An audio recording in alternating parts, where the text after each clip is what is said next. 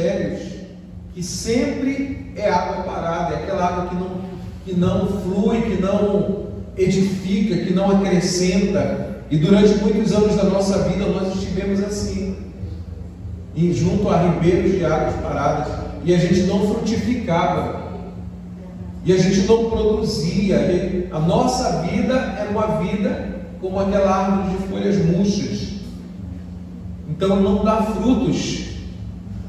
Quantos entenderam até aqui? Amém. Agora, amados, nós somos, e nós fazemos as nossas escolhas, nós somos o resultado dessas escolhas. Quando nós escolhemos servir a Deus, estar na presença de Deus, nós somos frondosos, nós frutificamos.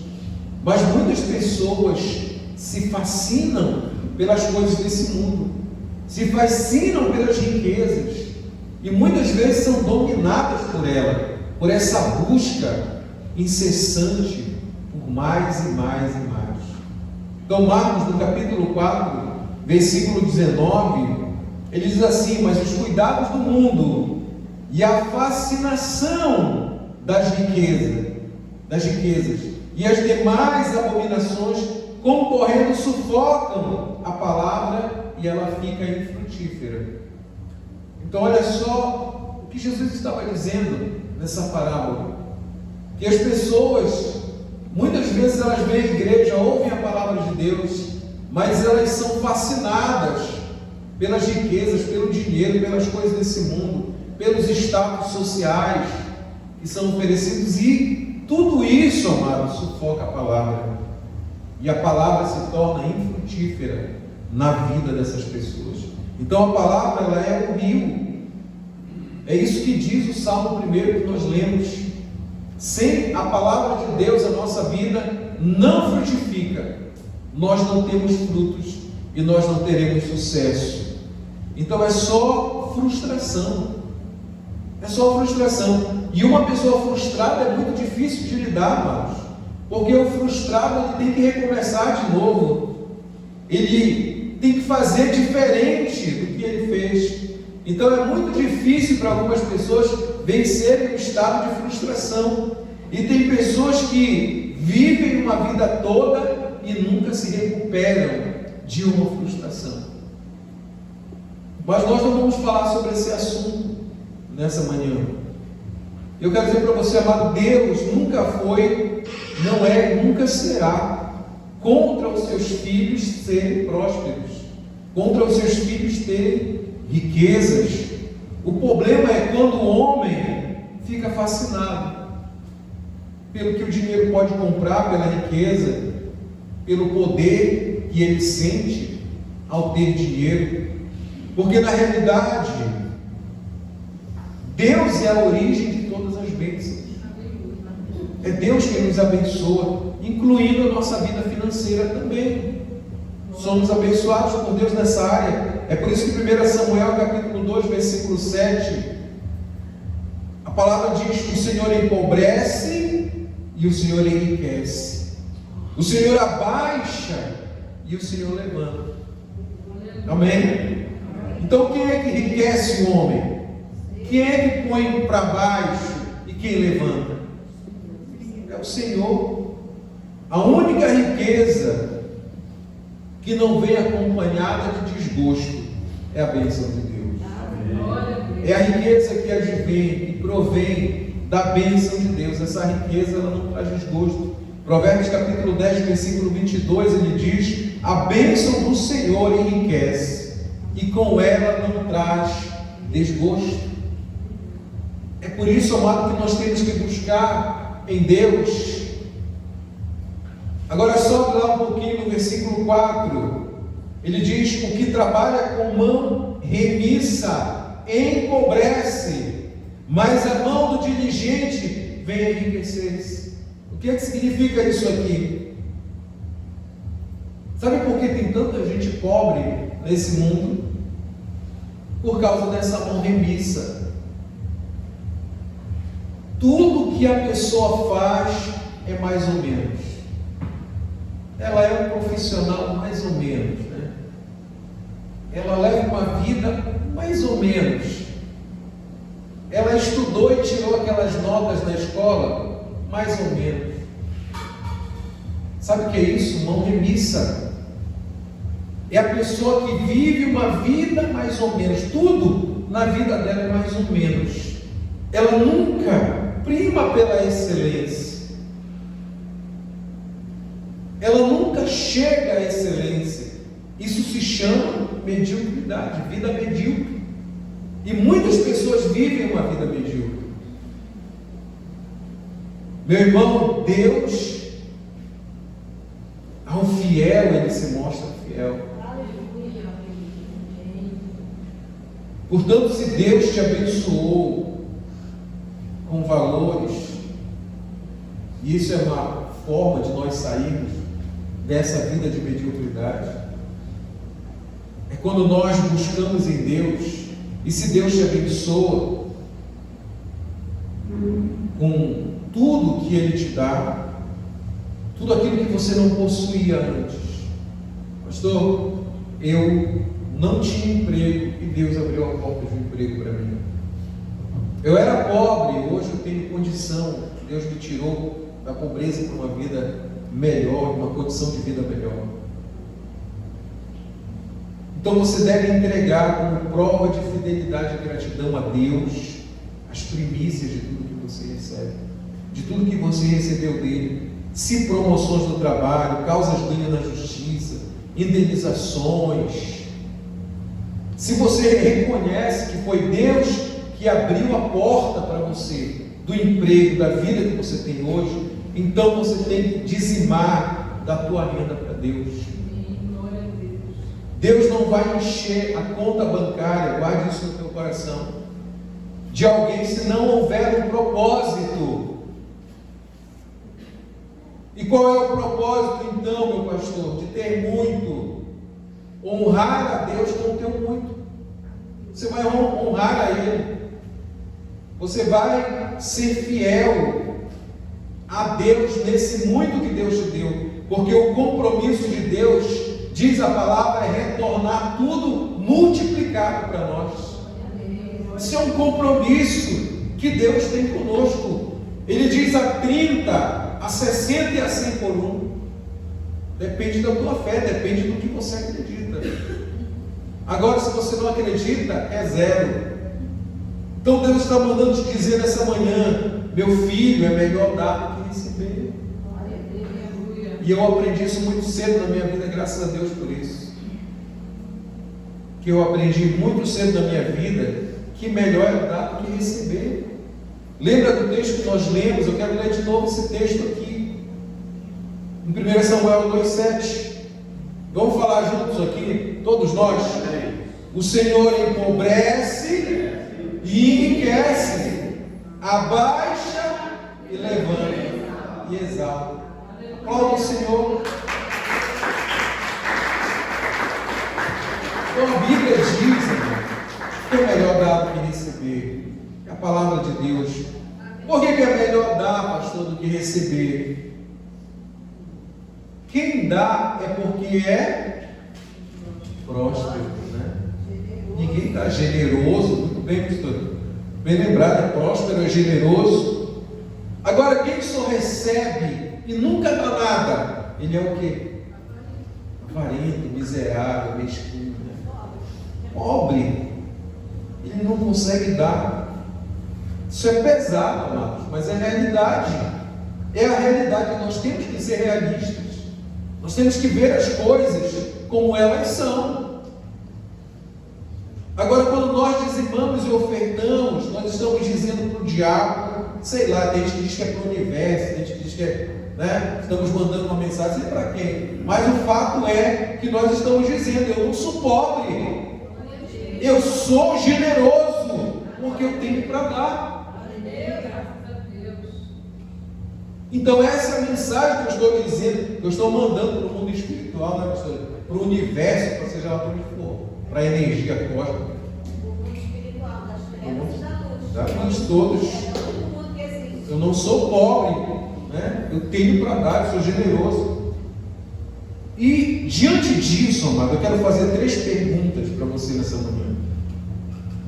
que vai gerar uma reflexão muito forte na tua vida, na tua mente. Eu quero que você responda isso com muita sinceridade, porque Deus está vendo. Eu quero que você levante a tua mão se você concorda, tá? 3 perguntas que vai te levar a uma reflexão nessa manhã. Quem aqui acha, entende, que o pastor deve receber um salário? Levante a mão. Seja sincero, se levantar, se você acha que não. Agora eu quero te perguntar, quanto você acha que deve ser o salário do pastor? Pense aí. Quem pensou, levanta a mão. Tá, obrigado pela sinceridade, só vocês. Tá bom. Terceira e última pergunta. Quantos aqui contribuiriam para que o pastor recebesse o salário que você pensou? Graças a Deus, temos muitas pessoas generosas aqui. Muito bem, amados. Agora ouça uma coisa que eu vou te dizer. Tem muita gente, inclusive cristãos, e eu não critico se você não levantou a tua mão, que acham que o pastor não deve receber nada. O pastor não tem que ter salário de nada. Tem gente que entende dessa maneira. Eu quero dizer para você, todo mundo, é sabido por todos nessa igreja, que eu não recebo nada da igreja, não tenho salário, não tenho nada. A única coisa que eu já recebi foi de algumas pouquíssimas ovelhas que abençoaram o pastor, deram uma primícia. A minha amada pastora que me honrou com uma oferta, vocês viram que ela entregou para mim. É o que eu recebi, amados. Eu não recebo nada da igreja. Só algumas primícias, poucas primícias que eu recebi, de poucas pessoas. Então uns acham que um salário mínimo é muito para o pastor. Um salário mínimo é muito. Outro acha que já está bom demais se ele recebesse um salário mínimo. Quanto é que está o salário mínimo hoje no Brasil, pastor? R$ 1.518. 1.518. Tem gente que acha que isso daí já é muito, não sei muito para pagar o salário do pastor. Mas eu vou te mostrar, amado, uma curiosidade. Quantos aqui vieram da igreja católica? Quantos? Eu vi. Quantos vieram da igreja católica? Foram católicos. Eu vou te mostrar uma curiosidade para você que era católico, que eu tenho certeza que você não sabe. Porque eu que fui católico não sabia. Como é que você que é católico vai saber? Eu vou te mostrar aqui uma curiosidade muito interessante. Você sabia que o Papa ganha salário? Quantos sabiam que o Papa tem salário? Eu não sabia, sinceramente. O Papa tem um salário. Os bispos têm um salário. E eu vou te dizer aqui qual é o salário. Começando aqui pelo do bispo, que é menor, né? Glória a Deus. Qual é o salário do bispo católico? Um bispo católico, ele ganha de 2.500 a 3.000 reais, pastor? Não, meu filho, euros.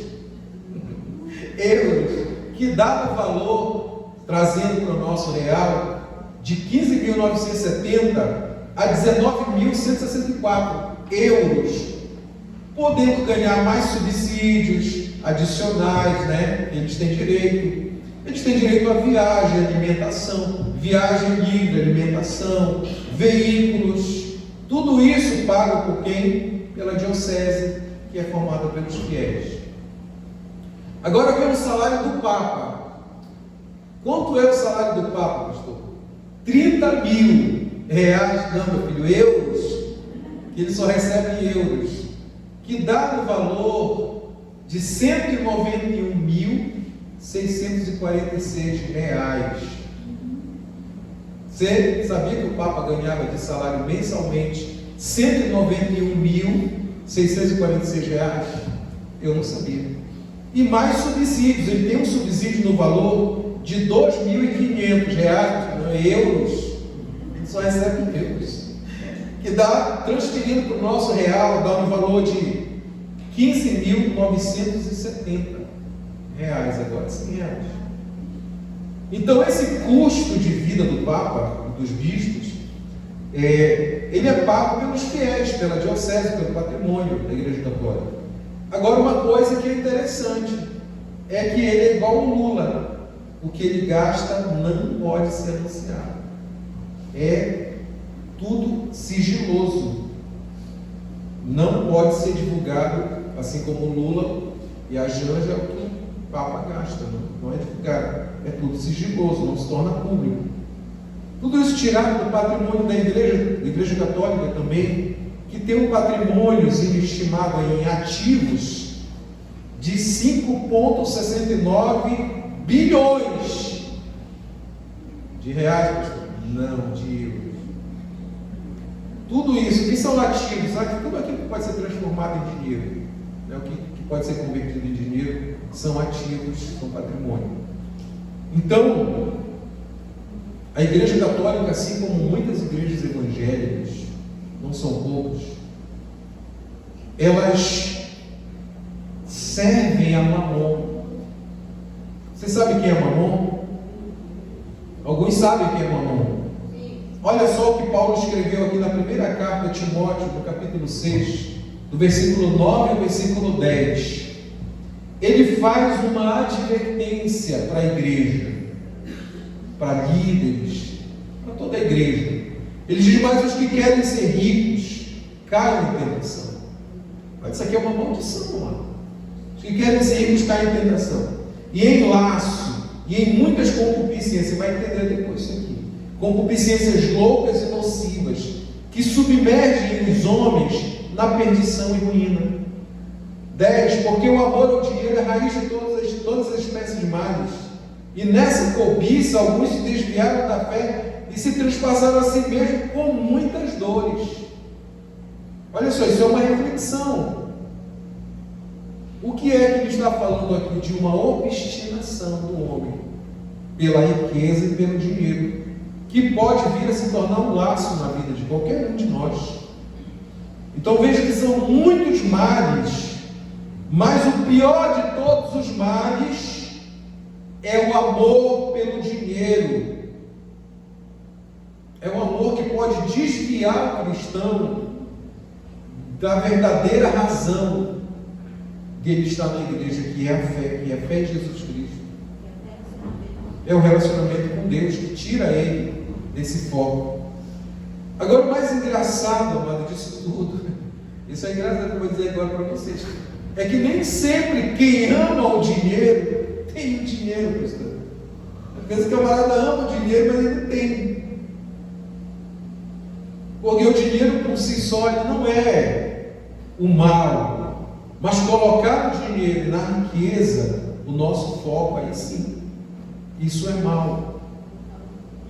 É colocar o dinheiro como prioridade na vida da pessoa. Isso é uma grande armadilha espiritual, amados.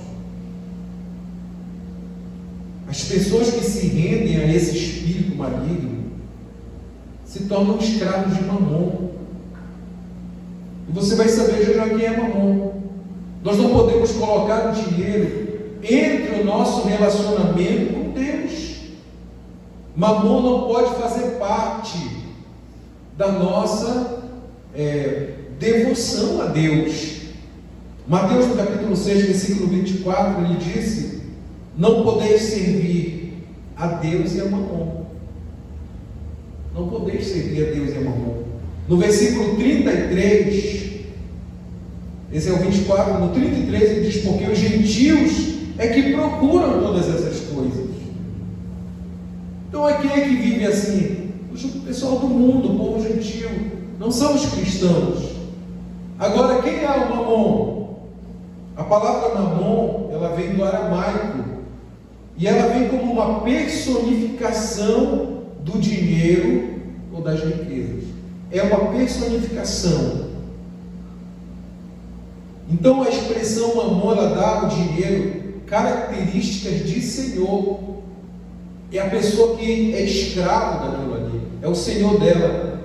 E aí ele domina a mente e o coração daqueles que se apaixonam por ele, para que no passo seguinte ele tire a paz e coloque tormento na vida dessa pessoa.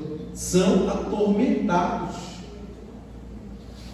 porque vivem correndo atrás de dinheiro, de riqueza. E é por isso que Paulo escreveu aos Filipenses, no capítulo 4, versículo 7, quando ele diz: a paz de Deus, que excede todo entendimento, guardará o vosso coração e a vossa mente em Cristo Jesus. Amém. Por quê? Porque Mamon age na mente e no coração daquelas pessoas que são seus adoradores. E ele é adorado como Deus, pelos apóstatas do único Deus que deve ser amado e temido, que é o nosso Deus. Então, quais são? Essas pessoas são amaldiçoadas com essa palavra que nós lemos de 1 Timóteo, quando ele diz: mais os que querem ser ricos caem em tentação, e um laço em muitas concupiscências loucas e nocivas, que submergem o homem na perdição e na ruína. Nós temos que entender isso aqui, amados. E o que pode nos proteger então, pastor, de Mamon, para que nós tenhamos riqueza vinda de Deus, da bênção de Deus, e sejamos protegidos por esse espírito maligno, por esse senhor do mundo? Mateus capítulo 6, versículo 33. Ele diz: busca primeiro o reino de Deus e a sua justiça, e todas as coisas vos serão acrescentadas. Que coisas, pastor? Sucesso, bens, dinheiro, tudo que você precisa nessa vida para viver e ser feliz, vai ser acrescentado a você. Mas ele diz: busca em primeiro lugar aquele que é o Senhor da nossa vida, que é o nosso Deus. Quando nós fazemos isso, nós estamos blindando a nossa vida dessa entidade maligna chamada Mamon, que traz tormento para a vida dos homens. Você vê hoje no Brasil, muita gente morre na nossa nação porque o dinheiro é roubado, o dinheiro é desviado. A nossa nação era para ser uma nação maravilhosa.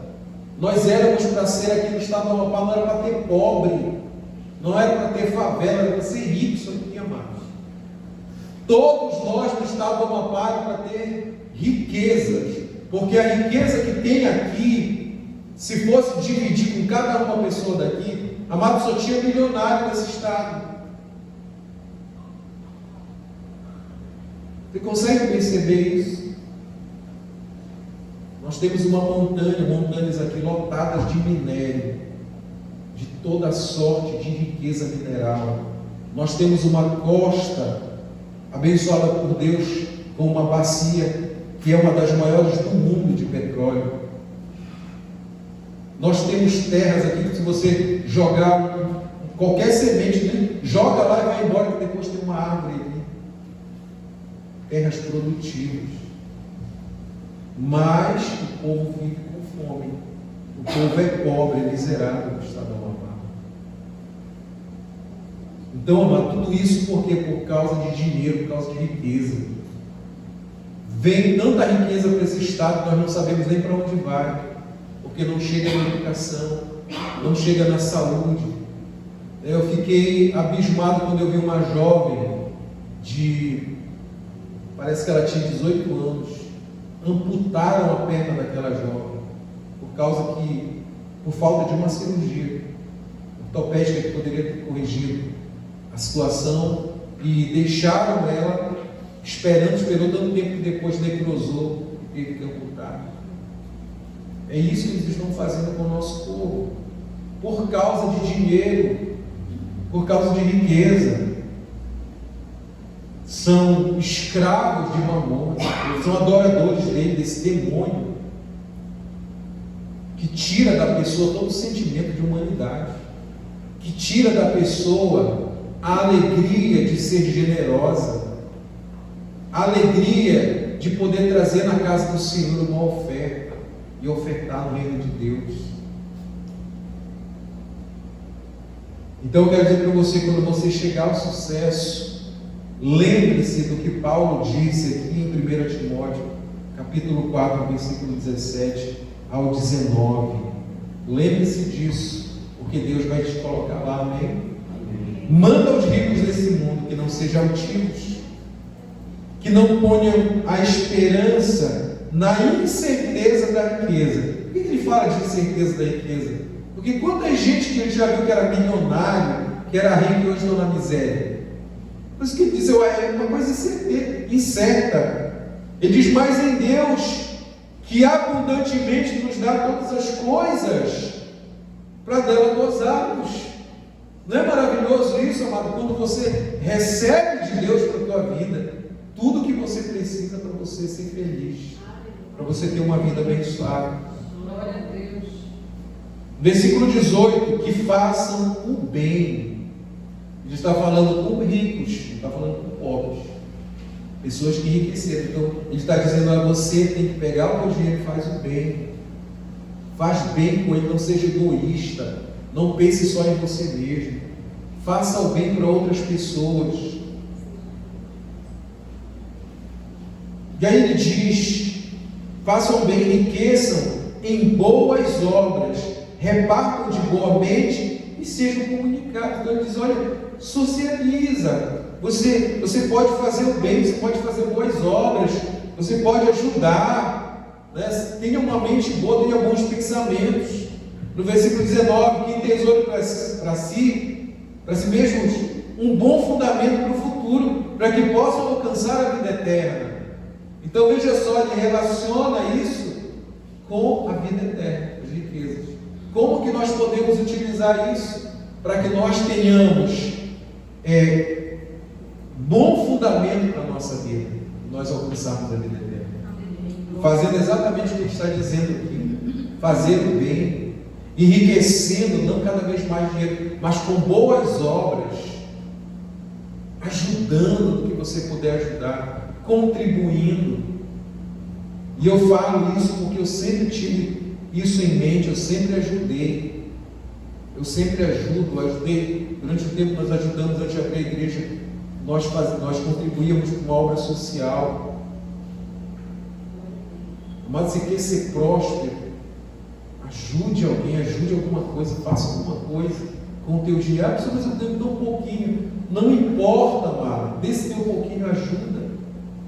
Porque Deus vai te colocar sobre o muito. Eu também já tive, um pouquinho não tive nada, né?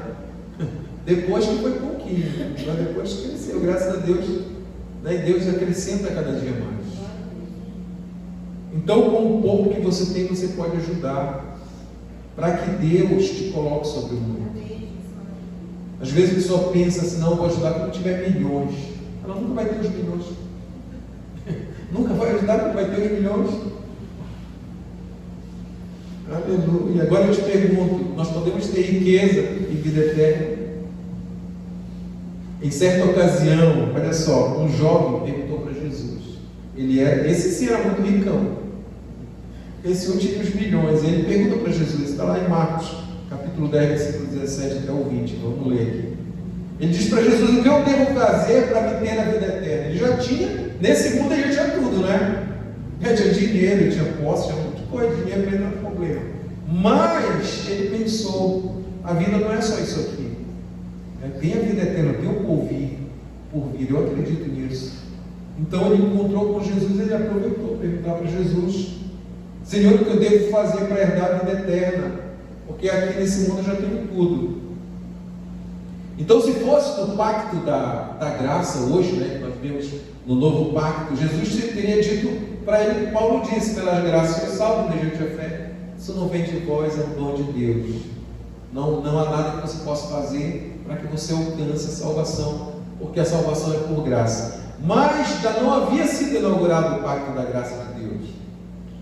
Não havia, e olha a diferença, isso aqui está bem claro para a gente diferenciar os dois pactos. Jesus pergunta para ele lá no verso 19, você conhece os mandamentos, meu filho? E olha o que ele responde, tremenda essa resposta dele para Jesus no verso 20. Ele diz, desde a minha mocidade, desde que eu era jovem, na minha juventude, eu já conhecia e já guardava. Desde a minha juventude que eu conheço. No versículo 21, Jesus olhando para ele, a Bíblia diz que Jesus amou aquele rapaz. Jesus nos ama. E esse mesmo olhar de amor que Jesus tem por cada um de nós nessa manhã.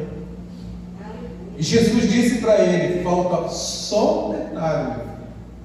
Só falta um detalhe, como diz outro, um pequeno detalhe, não é redundante. Pequeno detalhe. Vai, vende tudo que você tem e dá aos pobres. E você terá um tesouro no céu, que é o que dá nome à nossa série, né, pastor? Tesouro no céu. E ele diz: você terá um tesouro no céu. Vem, toma a tua cruz e me segue. Toma bem, não queria a cruz de Jesus. Esse foi o problema dele, né, pastor? Ele não queria a cruz, faltava só esse detalhe. E no versículo 22, a Bíblia diz que ele, pesaroso, quer dizer triste, né? Cabeça baixa, entristecido, dessa palavra, ele se retirou. Diz: retirou-se triste, porque ele possuía muito dinheiro, meu filho. Era muito dinheiro que ele tinha. E era lá que o coração dele estava, no dinheiro. E Jesus faz isso exatamente para testar. Porque Jesus sabia disso. Sabia que ele guardava os mandamentos. Jesus sabia que desde a juventude dele ele era um observador da lei. Se fosse na nossa realidade, ele seria um cristão. Desde jovem ele era um cristão, assim como eu e minha esposa. Desde os 15 ela, desde os 16 eu. Que nós somos cristãos. Já há 36 anos, né, pastor? 39, pastor, pois é. E eu 38, pois é, mas. Então assim era esse jovem. Se Jesus perguntasse para mim, olha, eu ia dizer para ele: desde a minha juventude, Jesus, que eu te sirvo. Também é poder ter essa glória de dizer isso para Jesus. E ele tinha muitas propriedades. Então, para alguns essa palavra é muito pesada, amados. Exatamente, é. Então, o perfil dele estava 99 ali, né, já alinhado com a lei, com a palavra. Mais 1% que era o coração dele estava contaminado pelo amor ao dinheiro. Havia no coração daquele jovem um apego ao mamon. Ele era servo de mamon. O coração dele estava dividido entre dois senhores. E não dá para servir dois senhores, porque ele estava desagradando um deles, né, pastor? Um dos senhores estava desagradado com ele, que era Jesus. Por isso que ele disse: vai e vende tudo, que aí tu te livra desse senhor que tu tens, e tu vai servir a mim. Pega a tua cruz e vamos junto. Essa é a proposta de Jesus para nós. Só que a maioria não quer cruz, pastora. Não quer a cruz de Jesus, não quer. Não quer, exatamente isso significa. Renunciar à própria carne, as nossas vontades, os nossos desejos, para seguir a Jesus, para vir nessa manhã na igreja. Quantos aqui não vieram? Talvez você nem dormiu direito à noite, tinha alguém te perturbando com o som alto. O pessoal daqui da frente essa noite estava endemoniado para ele. Então, sabe, é assim. Aí mas você veio. Você está cansado, você veio para a igreja servir a Deus. Então é isso, mas você pegou a cruz, você veio servir a Jesus, seguindo Jesus. Então escute bem: pessoas com muito dinheiro, mas não tem Deus, são servos de mamon. É o que nós vemos no mundo hoje. Então, aqui no versículo 23 até o 25, nesse mesmo capítulo, o pastor Ivan continuar lendo aqui. Diz então Jesus, olhando em redor, disse aos seus discípulos: preste bem atenção nisso aqui. Ele disse: quão dificilmente entrarão no reino de Deus. É a versão que está um pouco diferente, mas acompanhe aí a leitura. Ele diz: quão dificilmente entrarão no reino de Deus os que têm riquezas. Ele está dizendo aqui: é muito difícil uma pessoa que é rica entrar no reino de Deus. Ele não está dizendo que é impossível, está dizendo que é muito difícil. O amor está no dinheiro. Eu já até falei sobre isso aqui. Você imagina se você ganhasse, né, vamos pegar um salário mais ou menos dos 20 mil reais. Você seria um dizimista fiel dos 20 mil reais? Se você recebesse uma indenização, vamos mudar. Se você ganhasse na loteria, você daria o dízimo do valor da loteria para a igreja? Difícil, né? Porque é muitos mil. Né? A maioria não dá. Eu até brinquei uma vez de uma irmã, chegou comigo, ela disse: pastor, eu sonhei que eu ganhava na loteria. E se eu ganhar, eu vou dar o dízimo para a igreja. Aí eu pensei assim, né? Eu disse: eu nunca vou ouvir uma pessoa dizer assim: pastor, eu sonhei que eu ganhava na loteria e eu vou ficar só com o dízimo e dar o resto para a igreja. Eu nunca vou ver alguém dizer isso, porque você já sabe quanto é o dízimo de quem ganha na loteria? E a pessoa ganha muitos milhões, né? Só o dízimo já dava para ela mudar de vida. Se ela pedisse para Deus: Senhor, eu quero só o dízimo desse de ganhos, quanto é que sai na Mega Sena? Mais de 100 milhões, né? Já 60 e não sei quantos milhões eu já vi sair na Mega Sena. Então, você já pensou o dízimo desse valor para você já mudaria de vida. Mas a pessoa diz: não, eu quero um montante, vou dar o dízimo só para Deus.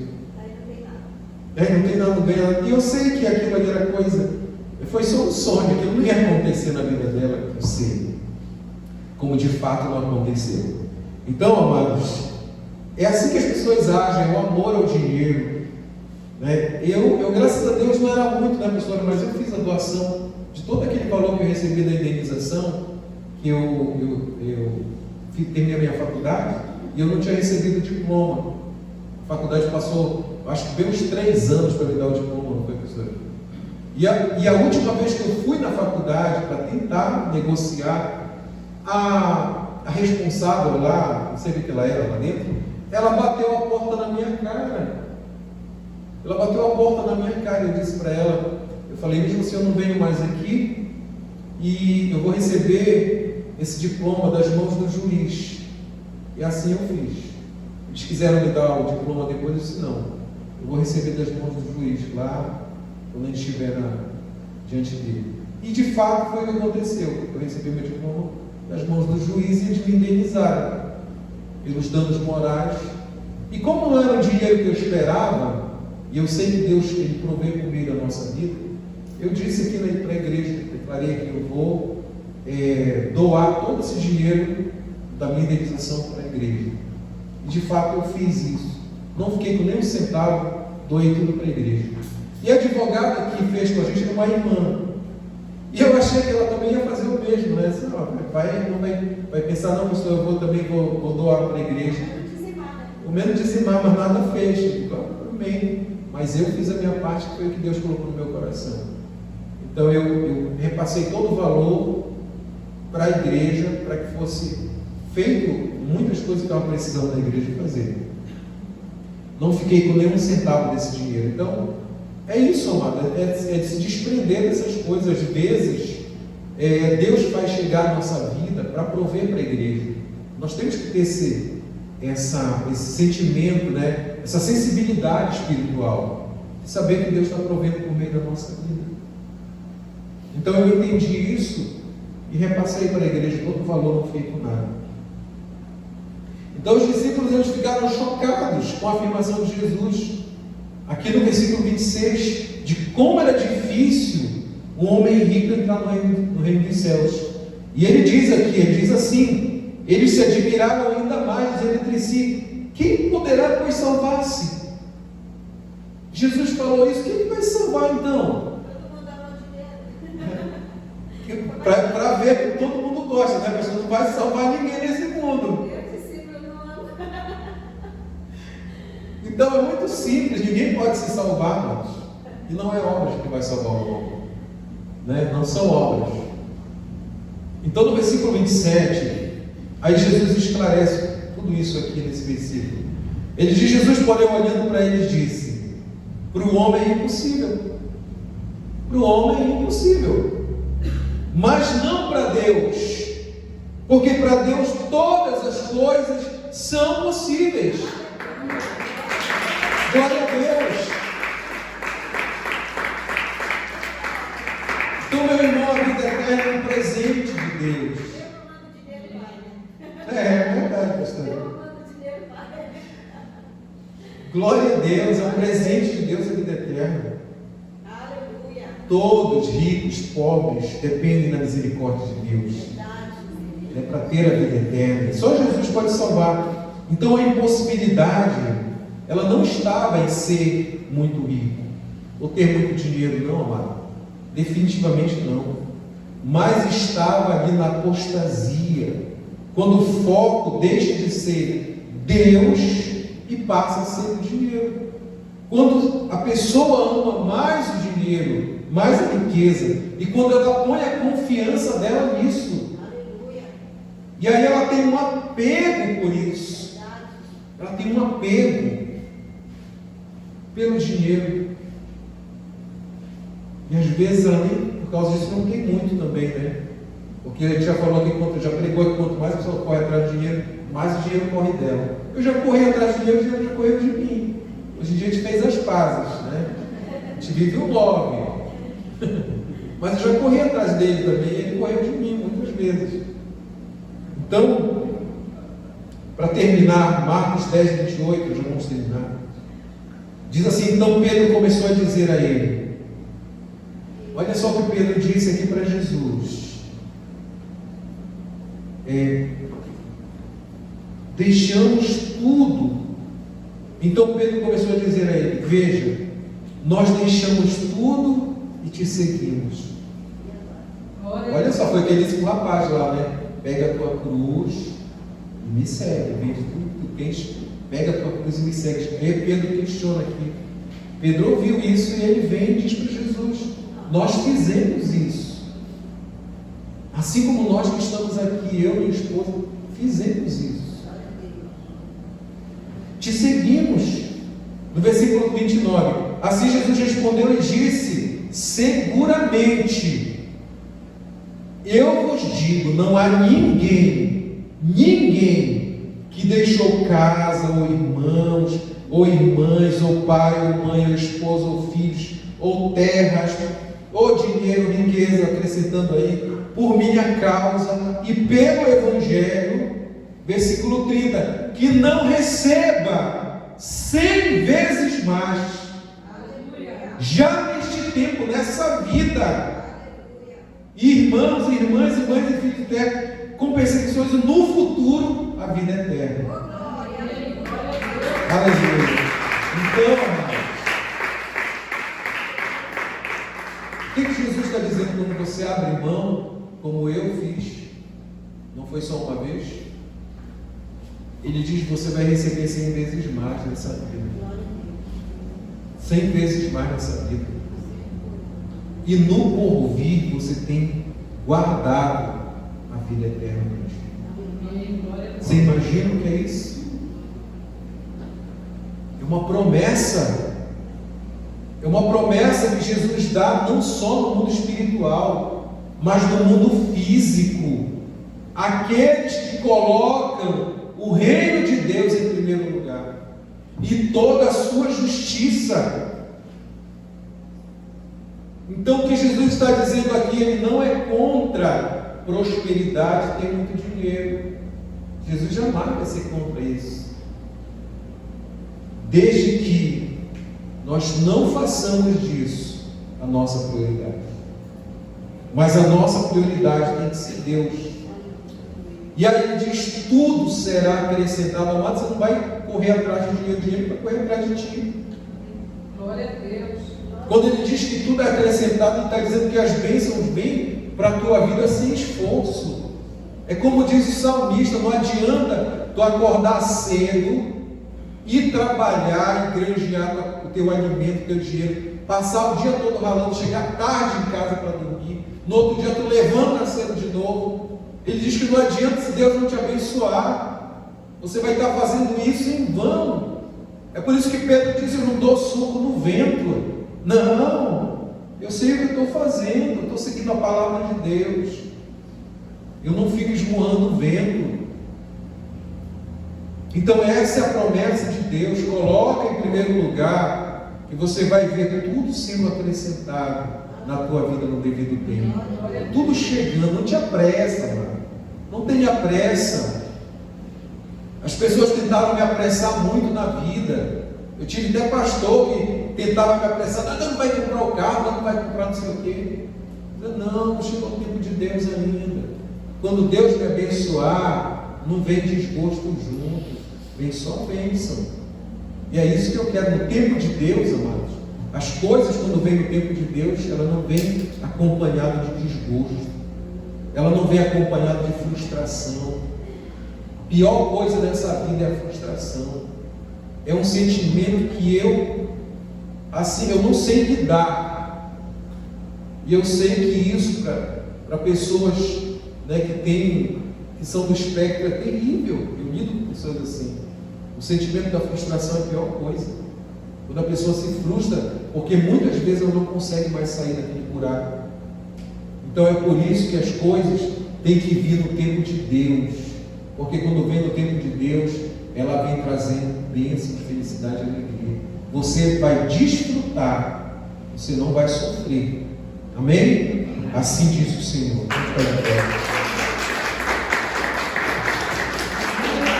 Vamos agradecer a Deus por essa palavra maravilhosa dessa manhã. Amém? Crescimento, edificação para a nossa vida.